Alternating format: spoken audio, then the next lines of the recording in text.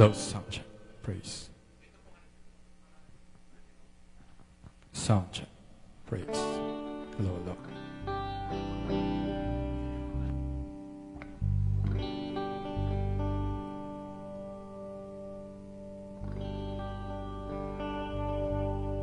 Hello, sounds.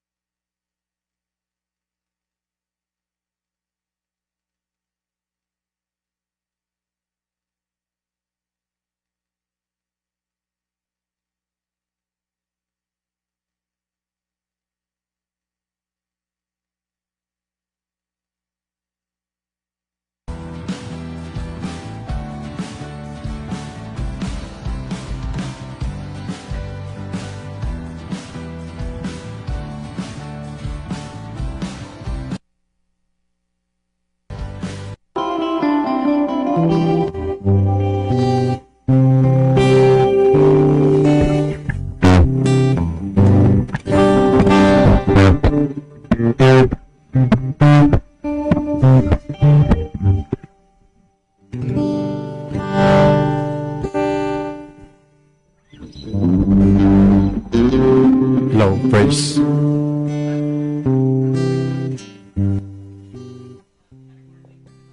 Low sounds.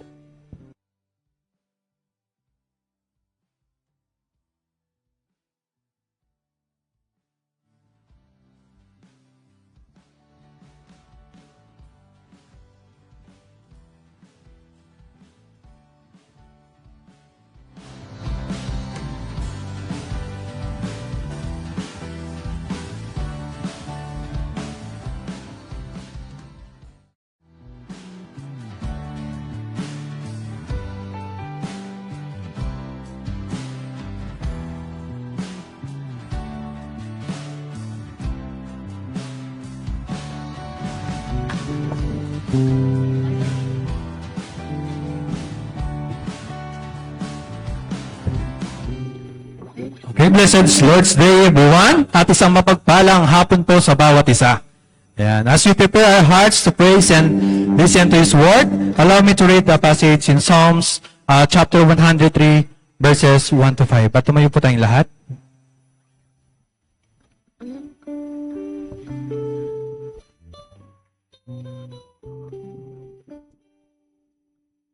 Blessed the Lord, O my soul, and all that is within me. Blessed His holy name. Blessed the Lord, O my soul, and forget not all His benefits, who forgive all your iniquity, who heals all your diseases, who redeems your life from the pit, who crowns you with the steadfast love and mercy, who satisfies you with good, so that your youth is renewed like the eagles. So magkaroon po tayo ng 2 minuto for our individual silent prayer.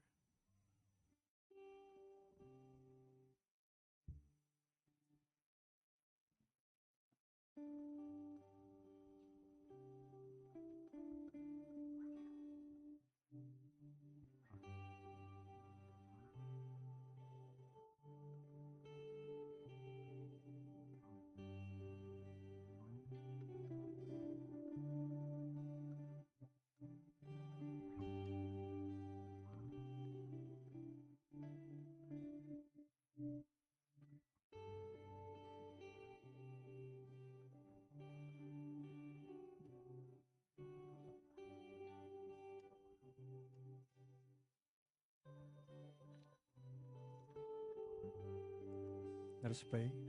God, Heavenly Father, we praise you and thank you for this wonderful opportunity to gather and to gather to worship you through singing, testimonies, giving through your message, through our fellowship. Pagkalinisin mo po kami, Panginoon, at gawin niyo po kami karapat-dapat sa inyong harapan. At maraming salamat po sa opportunity na papurihan po kayo, Panginoon. Ito po'y dalangin po namin in Jesus' name. Amen. Okay, let us remain standing. So our salvation is from God who gave us many spiritual blessings. As a response, we must praise His glory. As is human, we should give in genuine praises He deserves. Our Lord is good. God is love. Let us sing, Lord, I lift your name on high.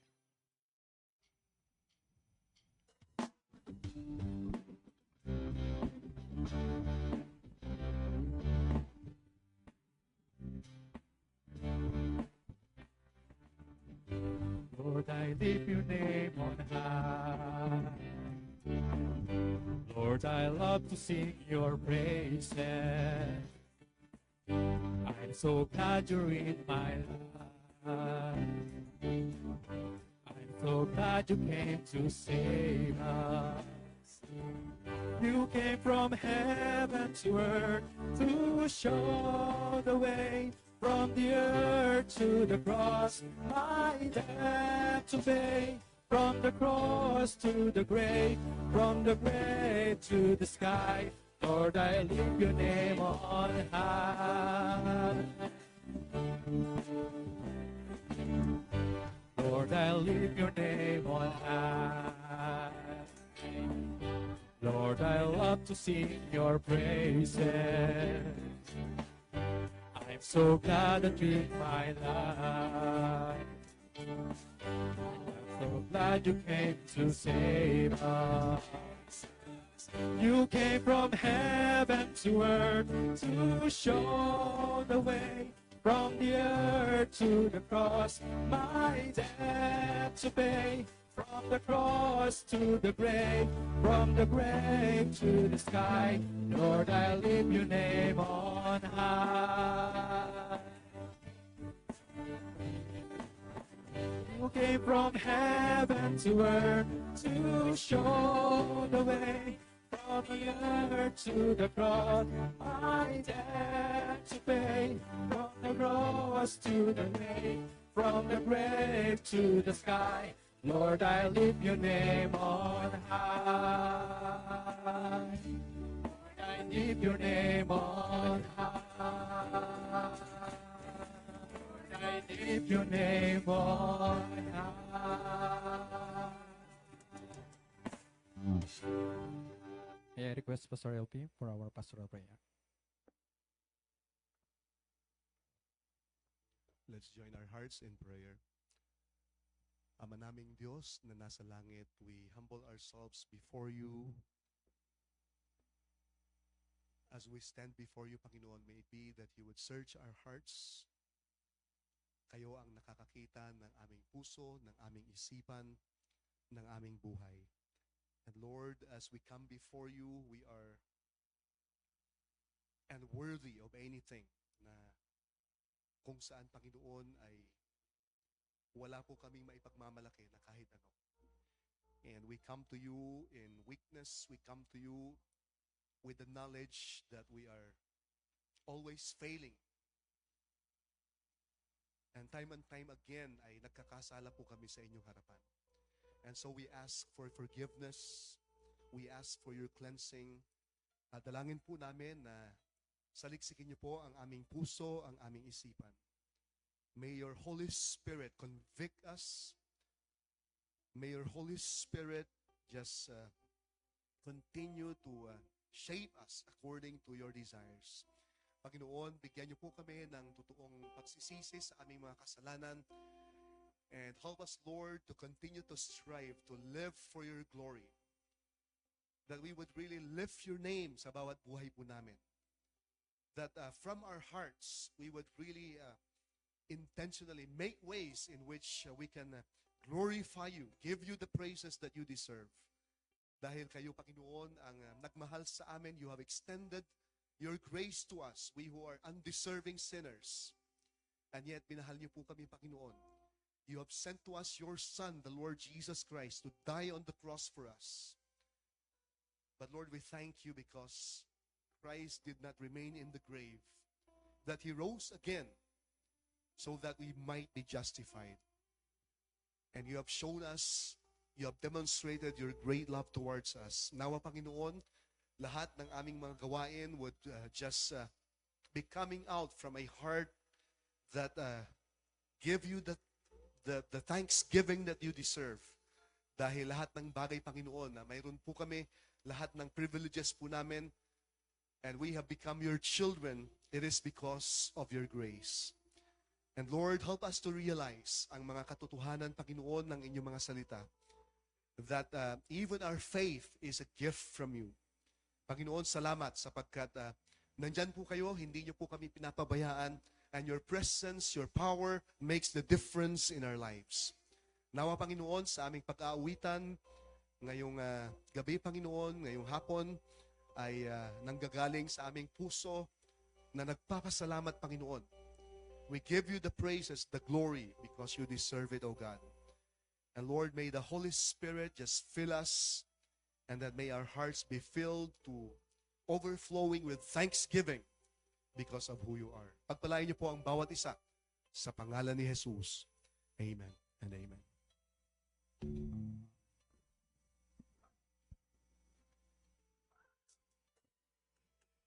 Ang sabi sa Titus chapter 3 verse 4, "But when the kindness and love of God, our Savior, appeared, He saved us, not because of the righteous things we have done, But because of His mercy, He saved us through washing of rebirth and renewal by the Holy Spirit.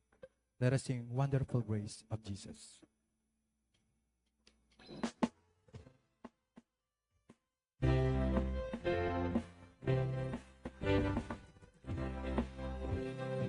Wonderful grace of Jesus, greater than all my sin. How shall my tongue describe it? Where shall its grace begin? Taking away my burden, setting my spirit free. For the wonderful grace of Jesus reaches me. Wonderful the matchless grace of Jesus, deeper than the mighty rolling sea, higher than the mountain, sparkling like a fountain, all sufficient grace for even me. Broader than the scope of my transgressions, greater far than all my sin and shame. Oh, magnify the precious name of Jesus, praise His name. Amen. Wonderful grace of Jesus, reaching to all the lost. By it I have been pardoned, saved to the uttermost. Chains have turned asunder, giving me liberty. For the wonderful grace of Jesus reaches me. Wonderful the matchless grace of Jesus, deeper than the mighty rolling sea, higher than the mountain, sparkling like a fountain, all sufficient grace for even me. Broader than the scope of my transgressions, greater far than all my sin and shame. Oh, magnify the precious name of Jesus, praise His name. Wonderful grace of Jesus, reaching the most divine. How shall my tongue its power, making His God still shine? Purchase the peace and heaven for all eternity. For the wonderful grace of Jesus reaches me. Wonderful the matchless grace of Jesus, deeper than the mighty rolling sea, higher than the mountains, spreading mountains.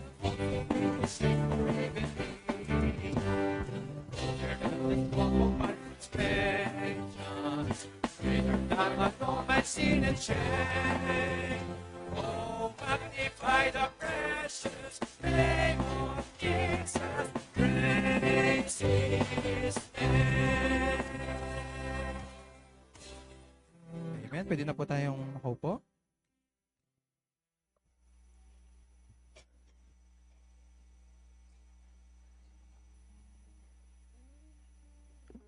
Tumayo pa po tayo sa Panginoon. Awitin po natin ang goodness of God.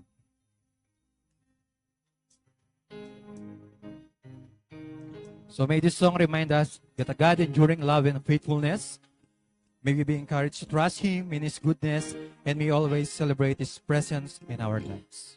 Awitin po natin ang goodness of God.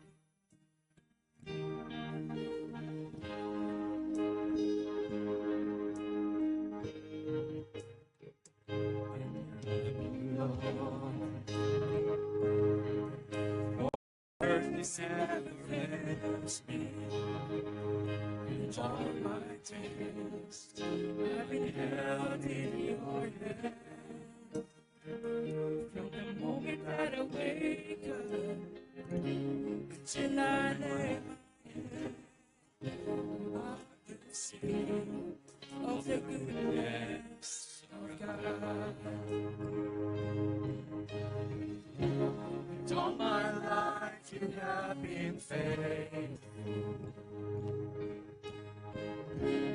All my life you have been so, so good.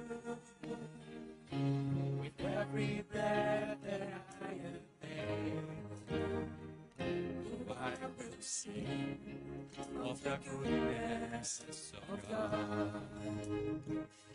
I love your voice. You have led the fire in darkness night. You are close like no other. I've known you as a father.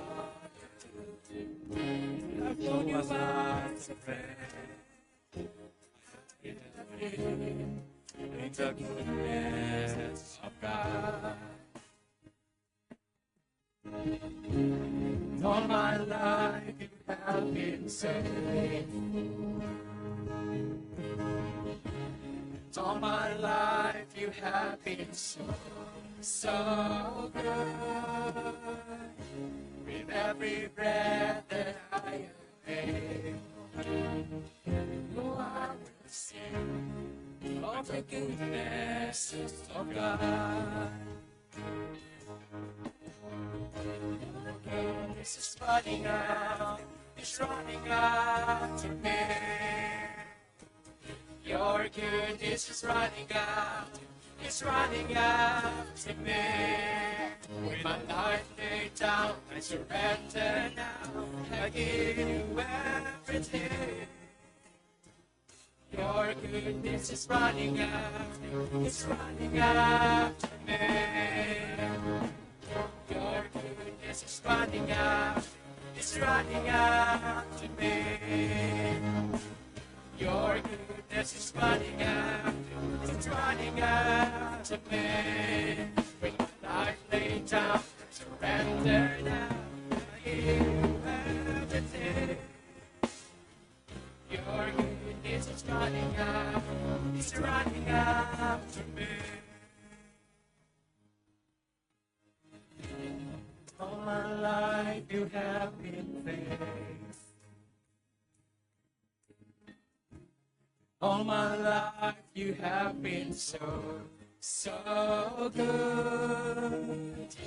With every breath that I am made, I will sing of the goodness of God.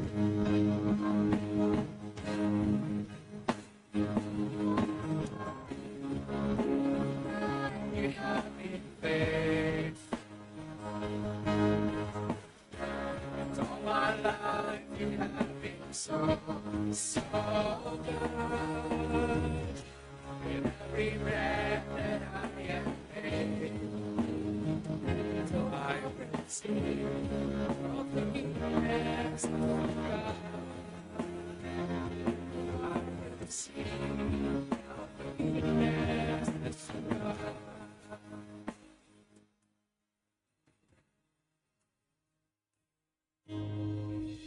Amen. As we pray our hearts for the Lord message, ano po, at makakarinig muna po tayo ng special na awitin mula po sa ating mga kapatid. So, tuwagin ko po yung magbibigay ng tayong bilang.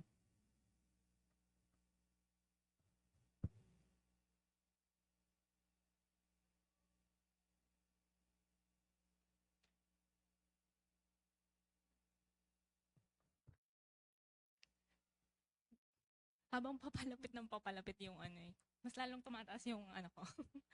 Adrenaline rush. Yung kaba pala, kaba. Ayun, kaso ayaw ko muna. Ayan, I thank the Lord for His goodness personally sa life ko, and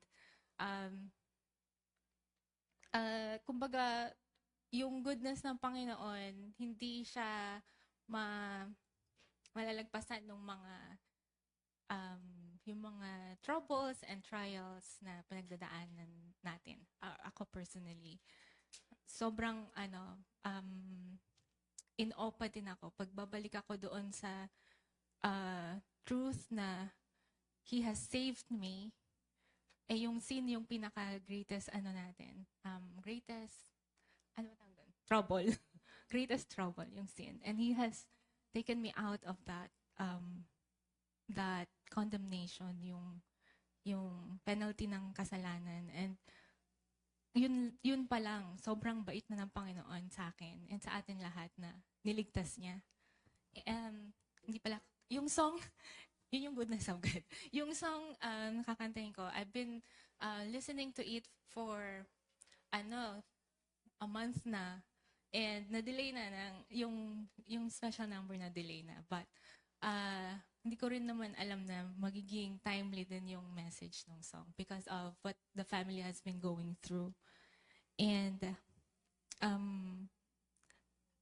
in all these things, ang masabi ko na God is good and alam din ng family ko na God is in control. God still reign. He's still in His throne.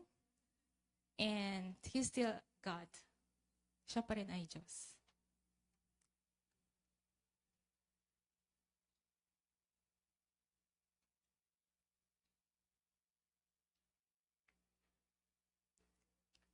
Wait, sorry po.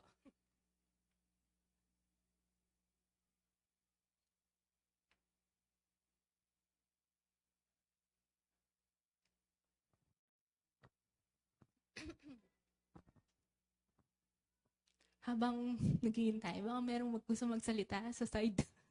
Kina ate. Sila Marcel, sila Ate Day. Baka gusto niyo magsalita.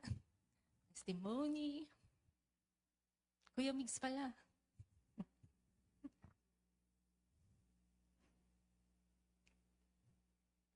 Pero we thank you all po for your support. Sobrang appreciated po namin ng family. Thank you for being there. Sila Pastor, buong week. Thank you so much po. Madaming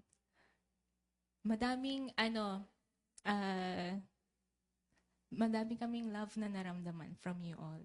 And, testimony about, Papa, kahapon parang short reflection, family time, sharing time. And isa dun sa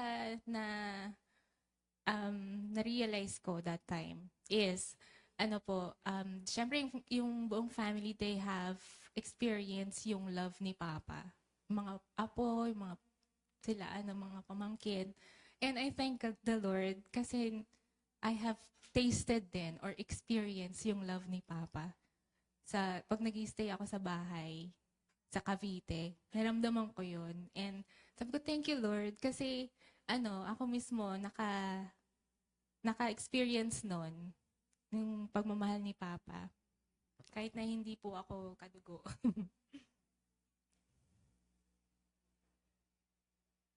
Sige, thank you po.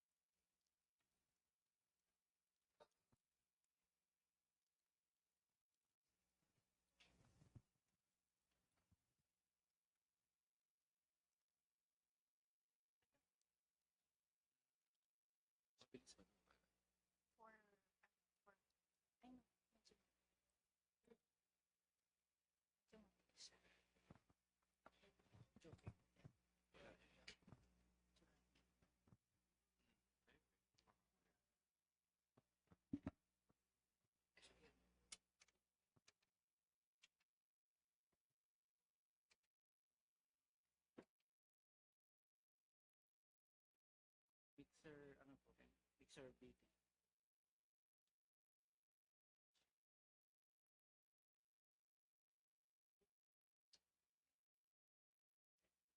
Anong pinindot?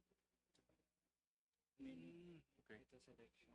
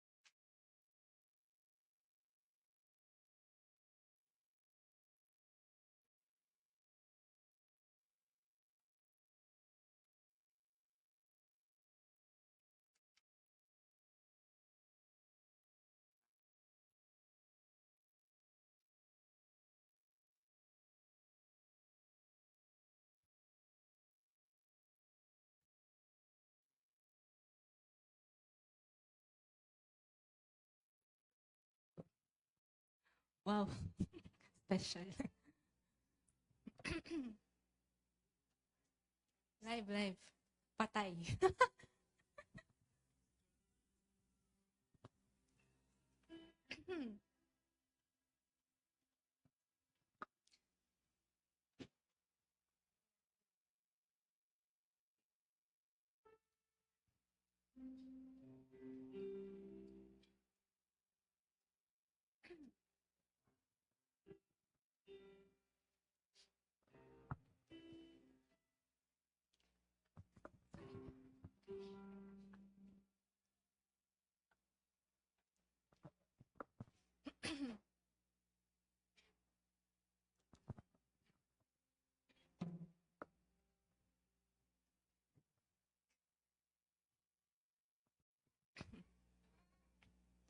When all foundations have been shaken, when I'm left standing in the dark, and all I feel is my heart breaking, you still reign and you're still God. When it feels our hope has faded, the heavy questions, it's so hard. And though my soul may feel forsaken, you still reign and you're still God. Though I can't see what's before me, I know that I can trust your heart. And this one truth will be my story. You still reign and you're still God. I will declare that you are with me. The voices whisper that you're not. You'll never leave me nor forsake me. 'Cause you still reign and you're still God. Though I can't see what's before me, I know that I can trust your heart.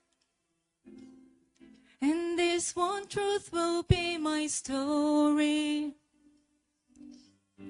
You still reign and you're still God. Though I can't see what's before me, I know that I can trust your heart. And this one truth will be my story. You still reign and you're still God.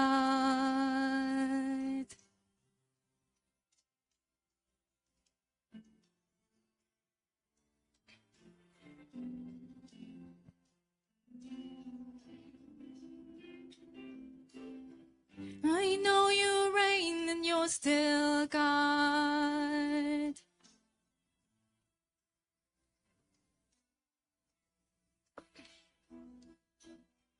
And when my enemies surround me, I'll trust the victory of your cross and fix my eyes upon you, Jesus. For you are God and I am not. You are good and you are faithful, as you have been from the start. You're working all things for your glory, 'cause you still reign and you're still God. Though I can't see what's before me, I know that I can trust your heart. And this one truth will be my story. that you still reign and you're still God.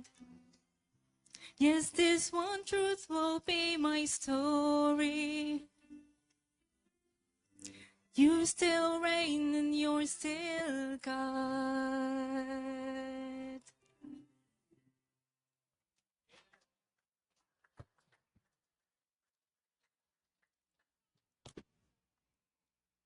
Amen. Praise God for that song. Salamat, Doti. And pansinin ninyo yung mga lines, no? God still reigns. She is affirming yung mga katotohanan ng salita ng Panginoon. And we can continue to become victorious kapag ina-affirm natin yung mga pangako ng Diyos. And tonight, let's open our Bibles in 2 Corinthians chapter 10, verses 3 to 6. Tayong lahat ay magsitayo as I read to you 2 Corinthians chapter 10, verses 3 to 6. This is part 2 of our lesson last time. 2 Corinthians chapter 10, beginning from verse 3, it says, "For though we walk in the flesh, we do not war according to the flesh. For the weapons of our warfare are not carnal, but mighty through God, through the pulling down of strongholds, casting down arguments, and every high thing that exalts itself against the knowledge of God, bringing every thought into captivity to the obedience of Christ, and being ready to punish all disobedience when your obedience is fulfilled." God bless His words. Tayo sa mandaling manalangin. Ama naming Diyos na nasa langit, salamat sa inyong makapangyarihang salita. And we pray that through your Spirit, He would speak to us in a very special way. Nawa, Panginoon, we would really consider your words tonight and really take it to heart for its importance. Pagpalain niyo po ang bawat isa sa pangalan ni Jesus. Amen and amen. Please be seated. Pinamagatan ko yung ating pag-aaralan ngayong gabi, Winning the Battle Within. Winning the battle within. Minsan sa mga iba't ibang pressures on the outside, we can also be frustrated or overwhelmed. But have you ever found yourself overwhelmed not by what's around you, but by what's happening inside of you?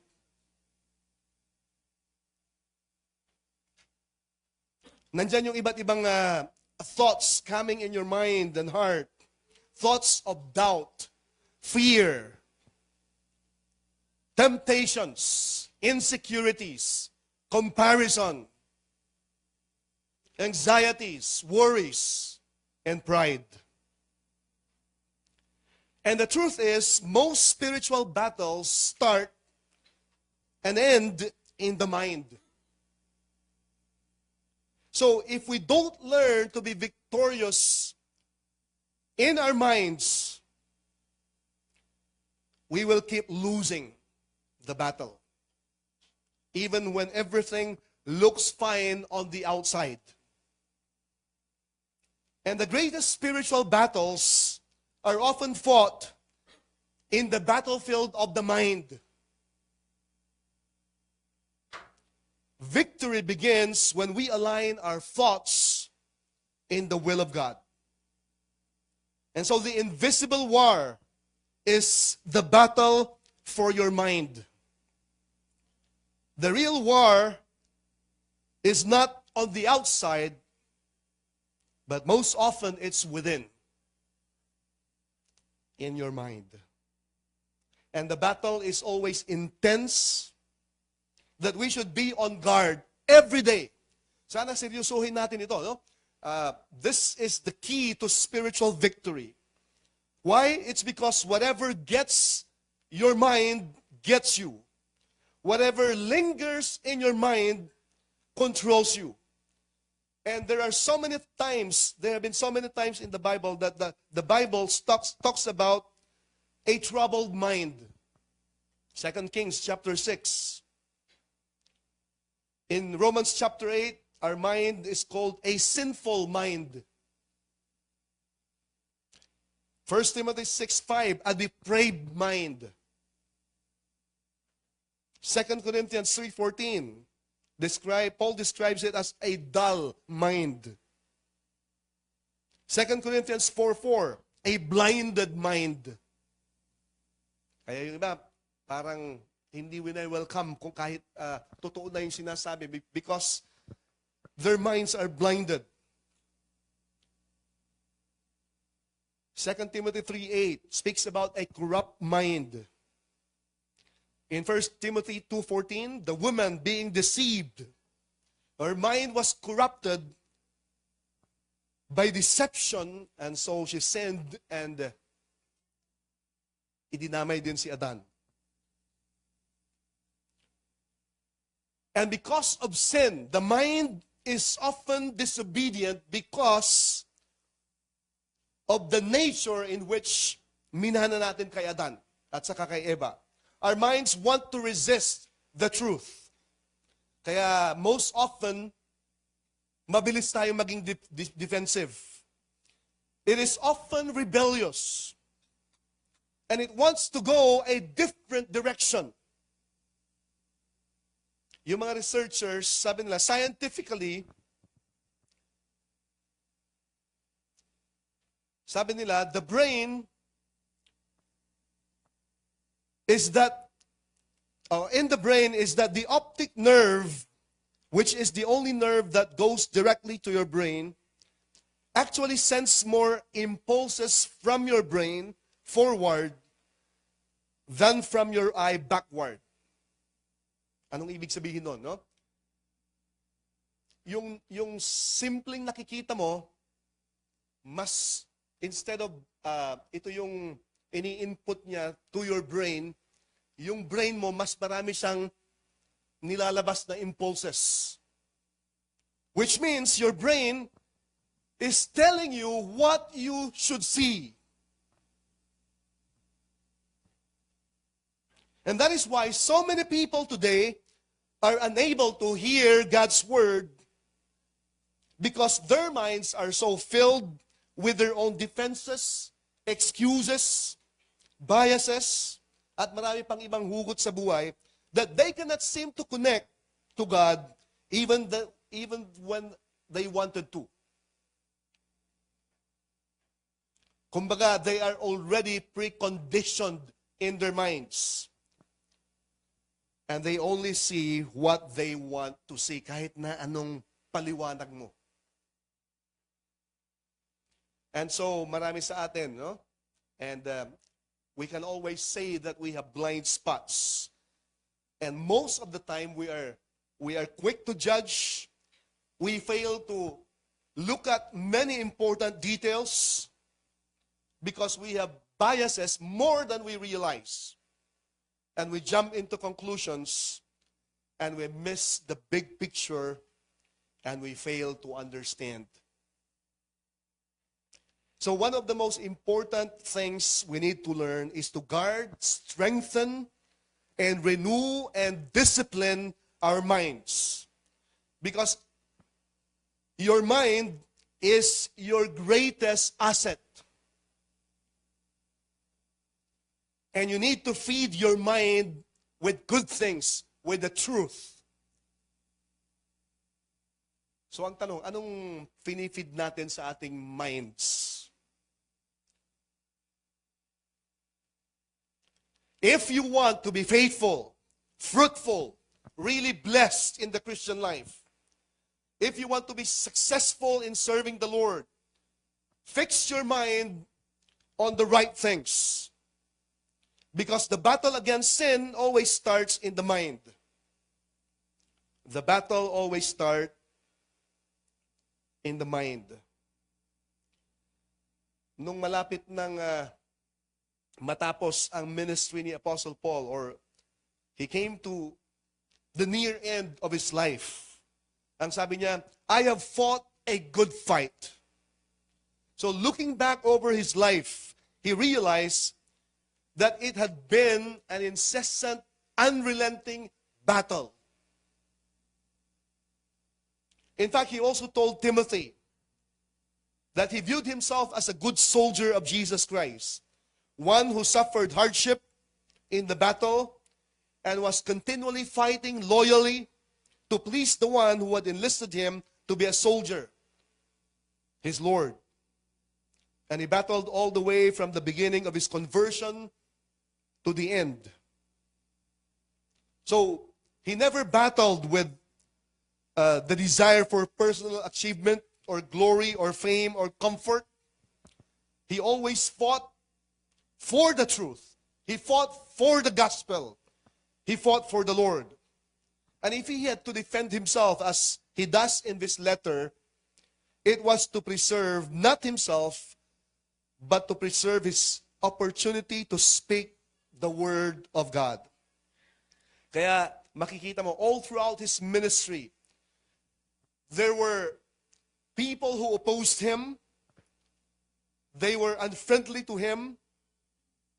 They came with slander, false accusation, persecution. They want to discredit his ministry. There were threats. There were jealousy, envy, and murder plots against the Apostle Paul. So, time and time again, his apostolic ministry has been challenged. His integrity was challenged. His message was constantly challenged because they hated and resisted the truth. That's why sabi niya, there are many corrupt minds. And all of this because he was battling to protect the truth, to protect the gospel from false teaching. And we can see kahit na saan natin tignan, ang daming mga false teachers. And they are influenced by the evil system of the world for their own pleasures. But the Apostle Paul fought for honor, for the glory of the Lord, and the preservation of the Word of God. And dito sa ating passage, this is probably the best known text on spiritual warfare in terms of specific engagement for warfare. So it's very important that we interpret the word of truth here so we understand what spiritual warfare is and what it is not. So dito makikita natin, it is well defined. It is a very important text. And so let's look at this text and see spiritual warfare for what it really is in the clear context of the scripture. So number one, we see here, unang-una, the mind is the battlefield. Verse 3. It says, for though we walk in the flesh, we do not war according to the flesh. So, the Apostle Paul acknowledges his being human. We are walking in the flesh. We walk in the flesh. Yet, he reminds us that we are in a spiritual warfare. So, tayo, we live in this human body. Na-experience natin yung ating mga limitations, pressures in the physical world. But being human does not disqualify us from spiritual victory. Because God works even through our weaknesses when we really trust the Lord. And we don't have to fight with human weapons. We fight using the weapons provided by the Lord. So, whether we like it or not, we are engaged in this battle. It's the battle of the ages. And we are fighting for the truth. So, ang kaharian ng kadiliman ang ating kaaway. But the preservation, the proclamation of the truth is the one that we're fighting for. We are fighting for the salvation of sinners. And we are fighting to build up believers. So chapter 6, verse 7, dinidescribe ito ni Apostol Pablo. He says, he preaches the word of truth in the power of God by the weapons of righteousness for the right hand and the left. In Ephesians 6, he says, take the whole armor of God, because we wrestle not against flesh and blood, but against principalities and powers and the rulers of the darkness, spiritual wickedness in the heavenlies. So matindi yung ating kaaway. And we live in this physical body, but our fight is not physical. Satan and his hosts, hindi na kinakailangang i-touch niya ang ating katawan if he can control our minds.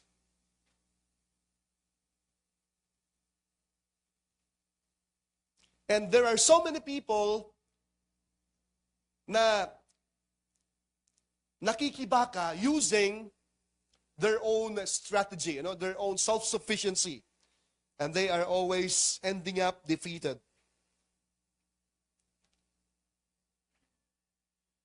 Tayo na mga Kristiyano, we can say na mayroon tayong assurance.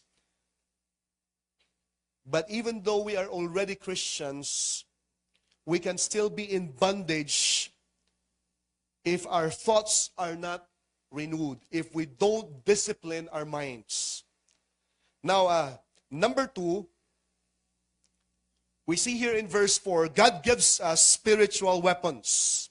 Sabi niya dito, for the weapons of our warfare are not carnal, but mighty through God to the pulling down of strongholds. So, it's not carnal. It's not based on human strength. It's not based on willpower or your own sufficiency or reasoning. So, sinasabi ni Paul dito, we should not rely on worldly tactics for spiritual problems.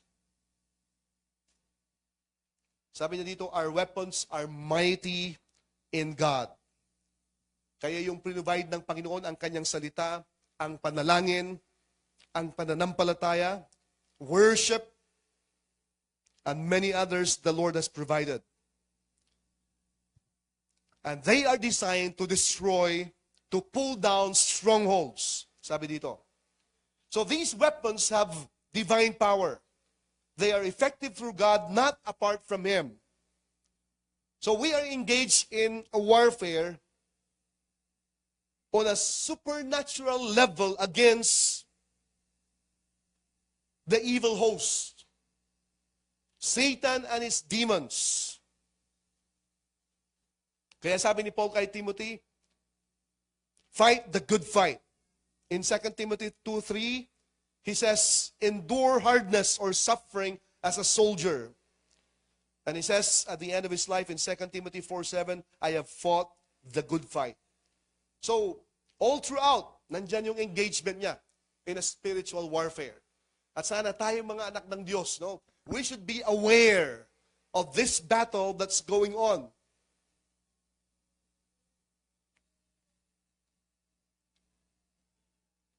Sa Corinth, pagka titignan mo yung bandang south in the city of Corinth, is the great Acropolis, tawag nila. It's a high place. On top of that Acropolis was a great fortified fortress, invincible. And that became the place to which the inhabitants of the city could retreat when engaged in a great conflict, and from which they can defend themselves successfully. So, in the mind of the New Testament reader, a fortress was a very, very powerful image. And here, ginamit ni Apostol Pablo, dealing with fortresses. So sabi niya, we have formidable enemies to deal with. And the weapons that's going to demolish, to destroy these fortresses must be divinely powerful weapons.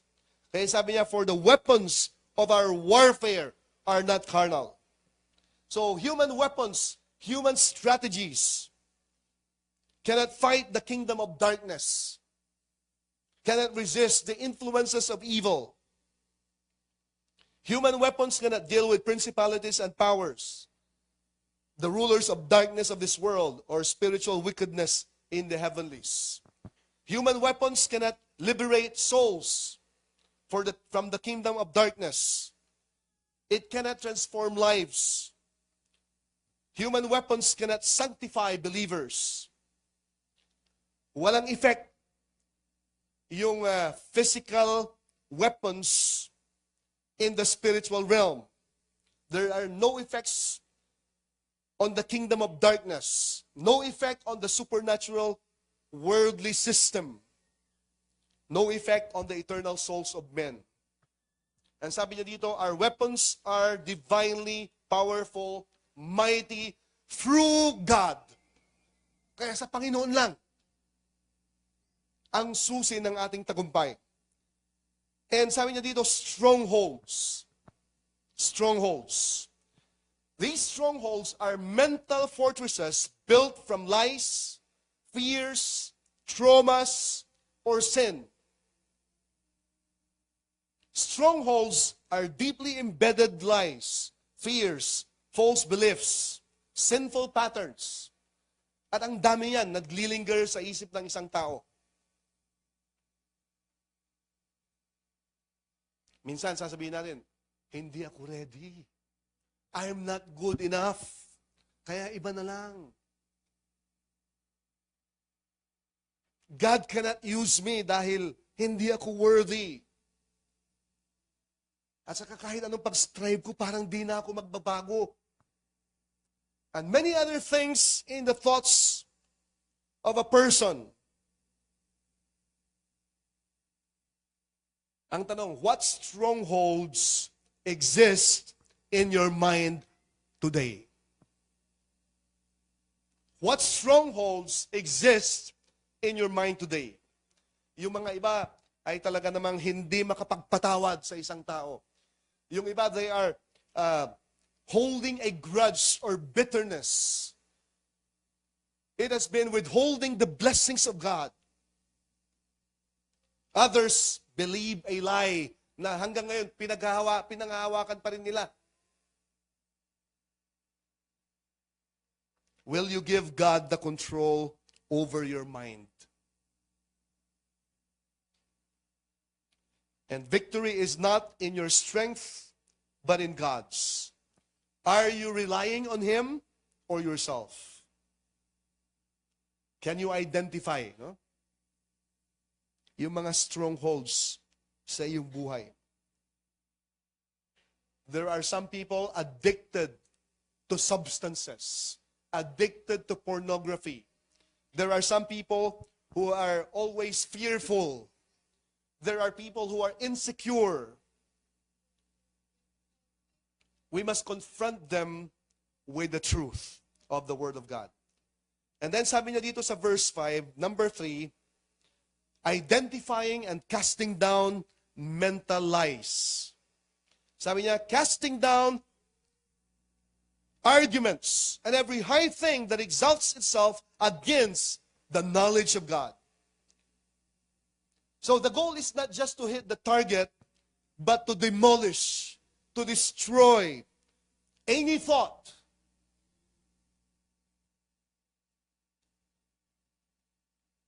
And these arguments, in the original, means deceptive thoughts or philosophies. And there are so many minds being deceived today. Arguments and human reasoning or philosophies that oppose God's truth. And napakarami niyan, ano?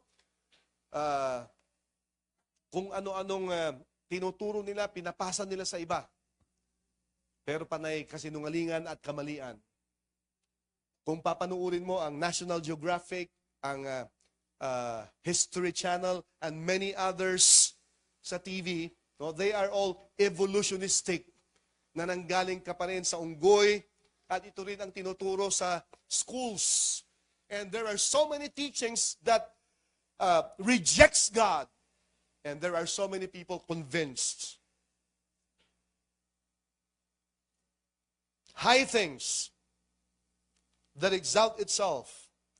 Ito yung mga prideful attitudes natin, lies that challenge God's authority, high things like arrogance, anything that elevates itself above God, idols, and pride.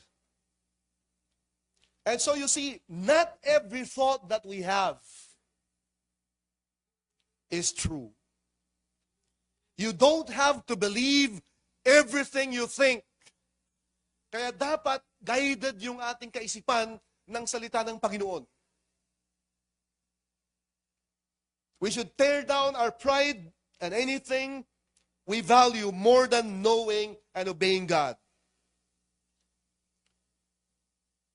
And that defines what the fortresses are. We must confront mental fortresses. And napakarami nun, no? Evil imaginations, distorted reasoning, false worldviews, selfish arguments, speculations. Yung original na ginamit dito is logismos. It means thoughts, ideas, opinions, reasonings, philosophies, theories, ideologies, religions. It has to do with thoughts, ideas, concepts, opinions that fortify themselves against God and against the truth of the Word of God. And notice, itong mga fortresses na ito, they are not demons, as others claim. No, maraming mga tao ngayon, they define this warfare as chasing demons. The Bible does not define it like that.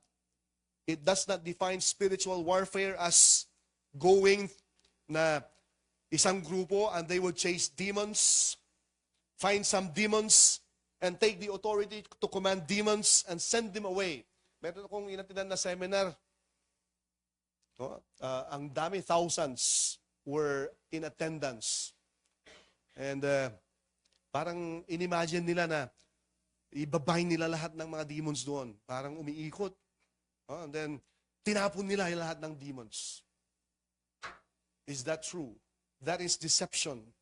Never is the church instructed to do that. We are not facing demons in a face-to-face confrontation or spirit-to-spirit confrontation or voice-to-voice confrontation.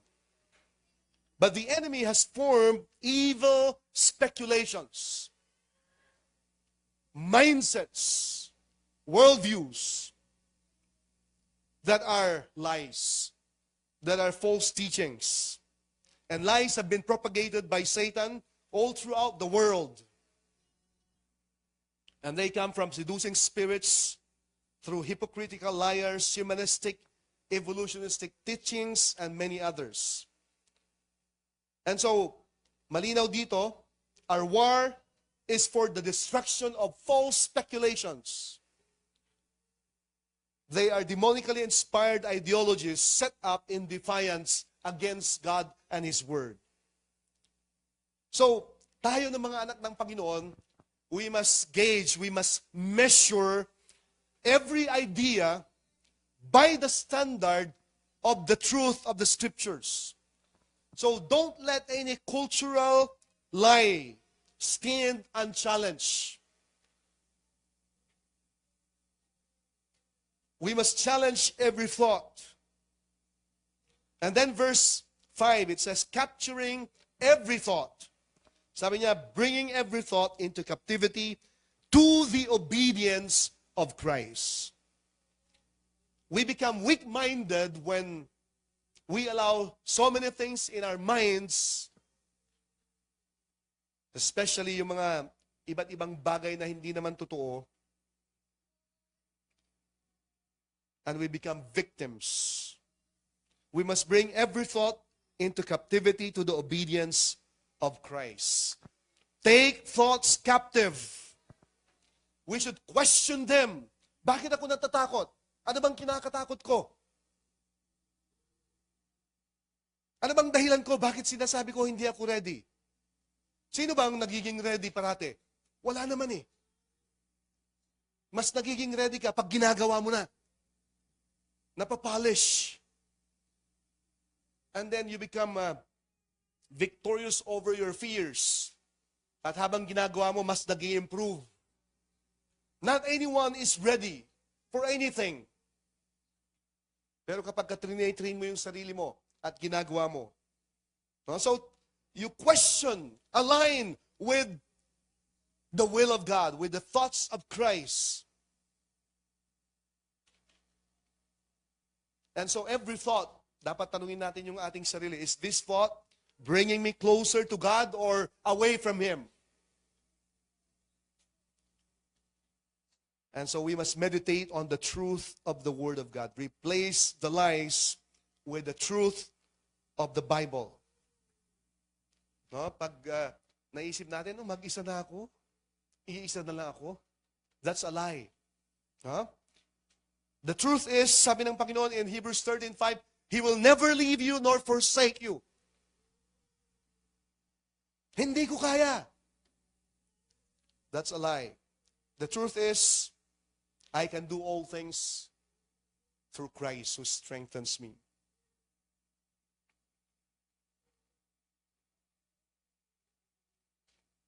You see, kung titingnan natin sa Romans chapter 1, the Apostle Paul spoke about God's wrath against sinful humanity.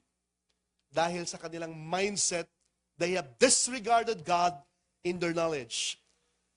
If we would look at Romans 1, beginning from verse 18, it says, the wrath of God is revealed from heaven against all ungodliness and wickedness of people who suppress the truth by their wickedness. So you see, bias yung kaisipan ng tao, they suppress the truth. Verse 19, since what may be known about God is plain to them, God has made it plain to them. Verse 20, for since the creation of the world, God's invisible qualities, His eternal power and divine nature have been clearly seen, being understood from what has been made, so that people are without excuse. His creation testifies of His power. And verse 21, it says, for although they know God, or they knew God, they neither glorified Him as God, nor gave thanks to Him, but their thinking, what? Became futile, and their foolish hearts were darkened. Although they claimed to be wise, they became fools, and exchanged the glory of the immortal God for images made to look like a mortal human being, and birds, and animals, and reptiles. Verse 24, therefore God gave them over in the sinful desires of their hearts to sexual impurity for the degrading of their bodies with one another. Verse 25, they exchanged the truth about God for a lie and worship and serve created things rather than the Creator who is forever praised. Amen. So you see here in their minds, dinisregard nila ang Panginoon and kung ano-ano ng consequences that led to idolatry, homosexuality, and so many other sins. They turned against God. In their minds, they rejected God. And they created gods of their own. They turned against the true God and fortified themselves in their own false beliefs. And so they raised their knowledge against God. So, denial ng revelation ng Panginoon sa kanila. And all warfare, all spiritual warfare is aimed at smashing the fortresses of human reasoning against God. So, napaka-importante na naiintindihan natin ito. Verse 5, it says, we're taking every thought captive to the obedience of Christ. What a statement. And evidently, yung ating laban, our battle, our warfare, is about living for the truth and by the truth. Living to honor Christ and the consequent salvation of souls. So we fight against false beliefs. And if you want victory, you must learn the scriptures. You must saturate your mind and your heart with the truth of the Word of God. So, babalik pa rin tayo sa Bible. How are you spending your time? Do we spend time to really read and memorize or meditate on the Word of God? Learn how to confront lies or error by the Word of God. That's why dapat constantly we should learn the scriptures because we have no other better weapon. Mayroon pa ba? No other better weapon than the truth. And that's what the Apostle Paul has done to bring the Word of God. And the Word of God does its work. The Spirit comes and uses the Word of God to convict and to change people. Yung kamalian, it falls before the truth. Rebellion ends when truth prevails. And so yun yung gusto natin. Inaawit natin ang katotohanan. Isinusulat natin katotohanan. Ipinapamuhay natin katotohanan. We proclaim the truth about the Lord Jesus Christ. And only the Word of God could destroy Satan's lies. And it is the power of God. In chapter 2 of the same book, sabi ni Paul, I did not come in the superiority of speech or of wisdom, because I determined to know nothing among you except Jesus Christ and Him crucified. I don't want to preach persuasive words of men's wisdom, but to demonstrate the Spirit and power, so your faith would not rest on the wisdom of man, but on the power of God. Kaya sabi ni Paul, I am not ashamed to proclaim the gospel of Christ, because it is the power of God for salvation to everyone who believes. Hebrews 4:12. It says, for the word of God is alive and powerful, sharper than any two-edged sword. And this is the offensive weapon that we have. That's the message of power, the word of truth, the power of God. Hindi natin makikita yung kamalian kapag hindi natin alam ang katotohanan. And you cannot be converted until you understand the truth of the gospel. So, tayong lahat bilang mga anak ng Panginoon are called to spiritual war. We fight that war by knowing, learning, applying the Word of God. And of course, habang sinishare natin yung katotohanan, nandyan yung pagmamahal, pasensya, so that people would have time to understand. But we are engaged in a battle. We share the Word, we study the Word, we memorize the Word, we meditate on the Word of God. Lastly, the result here is obedience. Verse 6. Being ready to punish all disobedience when your obedience is fulfilled. So, ang sinasabi ni Paul dito, once your mind is in line with the truth of God's Word, you'll be in a place to discern right from wrong. You can discern truth from error. And you will take those thoughts captive to the obedience of Christ. Hindi natin makontrol ang external pressures.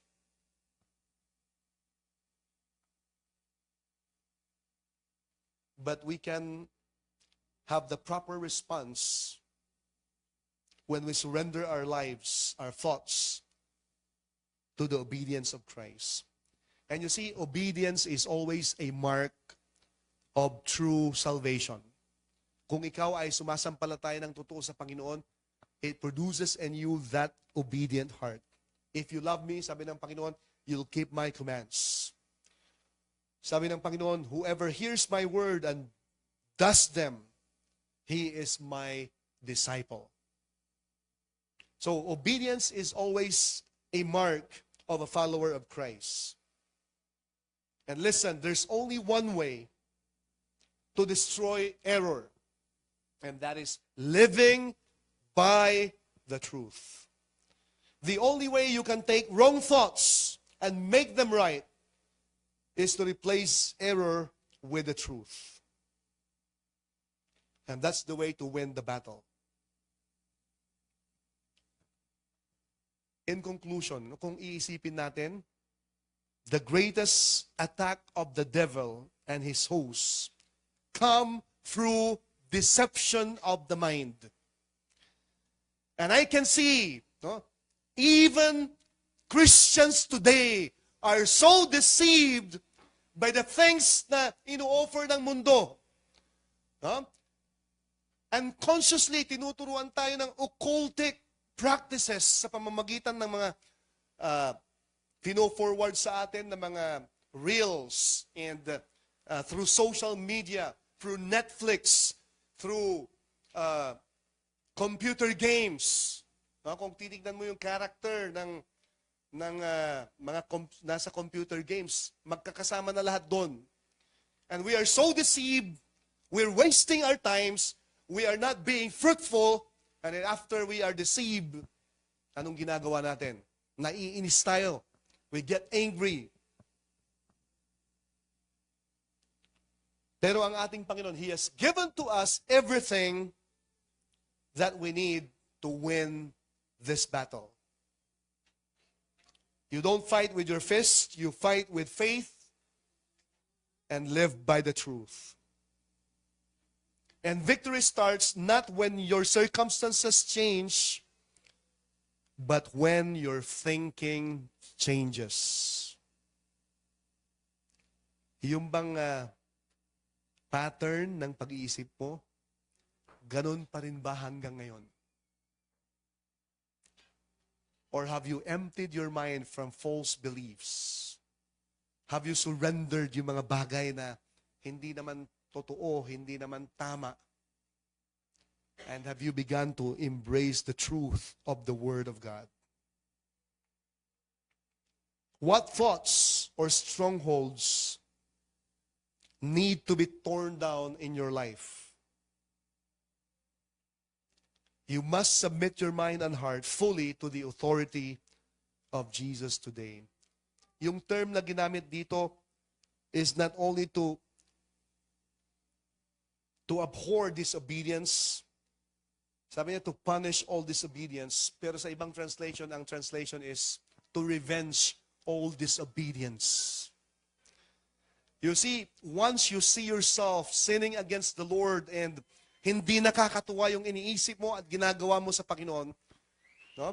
There should be a total turnaround and repent. No? You should really deal with yourself drastically. To revenge means matindi, nandun lahat ng powers mo to do the opposite thing against your own disobedience. Na mas lalo kang magsasubmit ngayon sa ating Panginoon. And you see, marami sa atin, we have not become fruitful as we are, as we should be, dahil sa ating mindset. We should begin to feed our minds with the truth of the Word of God.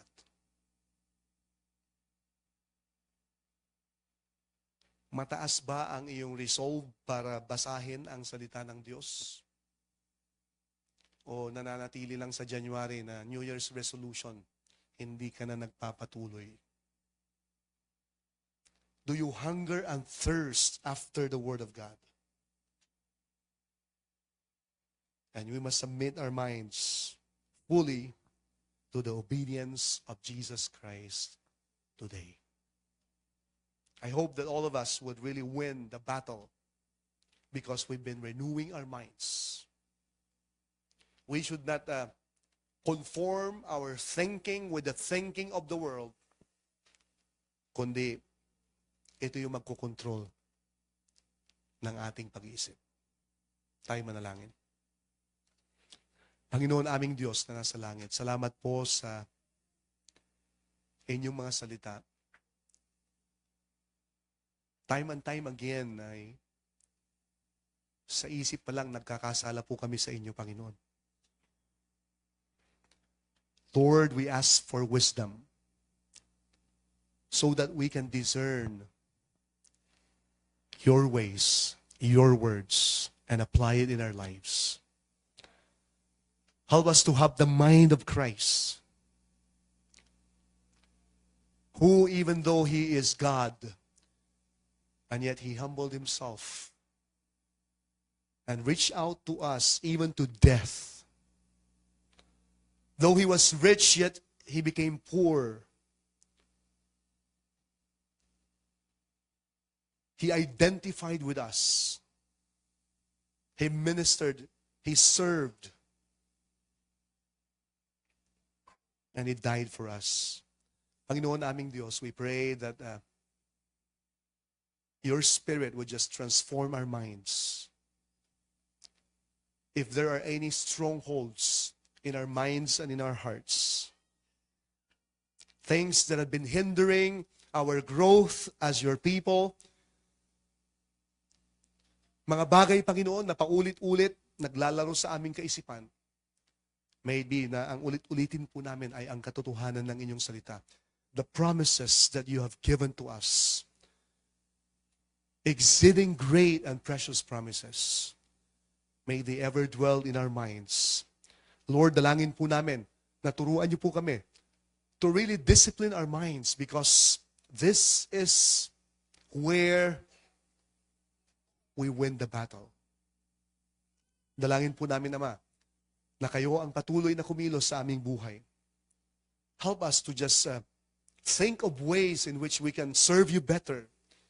Help us to think of ways in which we can serve one another. We can bless one another. We can show your love to one another. Fill our minds with good things.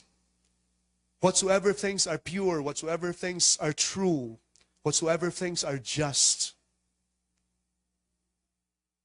If there's any virtue, Lord, we pray that you would help us to think on these things. Help us, Lord, to even memorize your words. Patawarin niyo po kami, Panginoon, for spending so many times sa mga bagay na hindi makabuluhan. Sometimes we excuse ourselves from the battle. And so we are defeated. Panginoon aming Diyos, dalangin po namin that you would just enable, sustain, empower every believer to have the mind of Christ. Dalangin po namin ito sa matamis na pangalan ni Jesus. Amen and amen. Good evening and God bless everyone.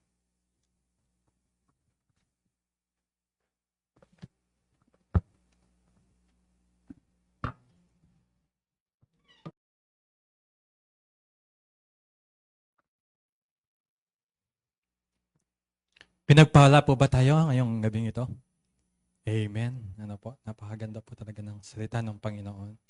At sa isa rin po na natutunan ko sa gabing ito, ano po, talagang tunay na napakabuti ng Diyos sa buhay po natin. Biruin nyo, ano po, binigay niya po yung weapon, yung kanyang salita sa atin. Para po sa every na battle na ating napiface ano po sa araw-araw, na dapat po natin talagang bigyang pansin. O hindi lamang po yun yung pagbulay-bulayan po natin yung salita ng Panginoon. Bilang Kristiyano, dapat po mas marami pong oras na ilaan po natin sa pagbabasa po ng salita ng Diyos. Hindi lamang po sa pagbabasa, dapat may sa pamuhay po natin ito sa pang-araw-araw. Amen? At ngayon po, para po sa ating Song of Response, nanyalan ko pong lahat na ito mayo.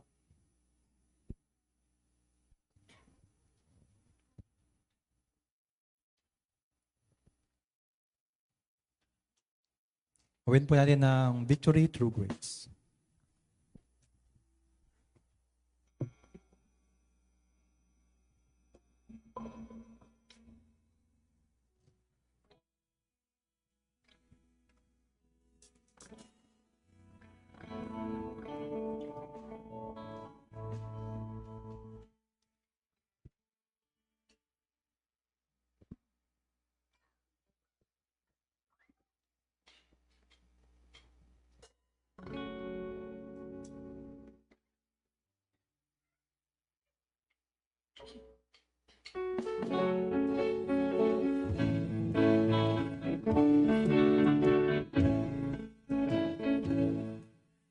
Now and still to conquer, riding a king in his might, leading the hosts of all the faithful into the midst of the fight, singing with courage advancing, riding their brilliant array, shouting the name of their leader, greeting exaltingly saying, not to the strong is the battle, not to the swift is the race, yet to the true and the faithful, victory is promised through grace.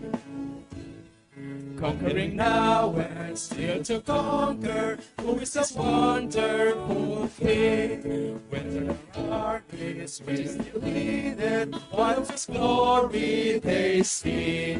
He's our Lord and Redeemer, Savior and Monarch divine. They're the stars that forever bright in His kingdom will shine. Not the strong is the battle, not to the swift is the race, yet to the true and the faithful, victory's promise through grace. Conquering now and still to conquer, Jesus the ruler of all. Thrones and peppers, launch and carries, rock and the scepter shall fall. Yet the armies now leaders, faithful and true to the last, fighting dimensions eternal, within their warfare is past. Not to the strong is the battle, not to the swift is the race, yet to the true and the faithful, victory is promised through grace. Amen. At daraw po tayo sa ating nights and offering. Tuwagin po si Pastor Macray para pwede po tayo sa panalangin.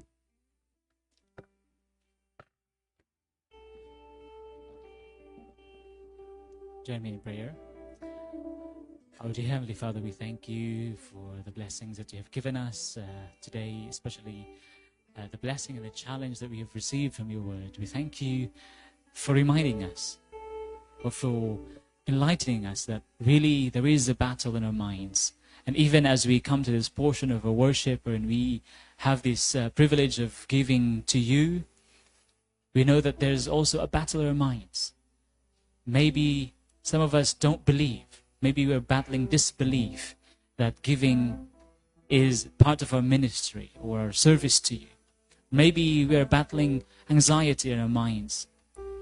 And we worry that maybe our resources are not enough, and so we should not give.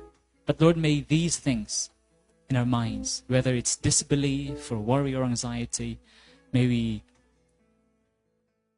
overcome them by your grace and mercy, Lord God. Help us to believe that it is more blessed to give than to receive, and to believe that you have given us so much, O Lord, and to believe that despite the fact that you are the creator of the universe and you don't need any of our resources, you have given us by your grace and mercy, you've given us the privilege of becoming part of your kingdom, of your ministry, by using our meager resources for the advancement of your kingdom.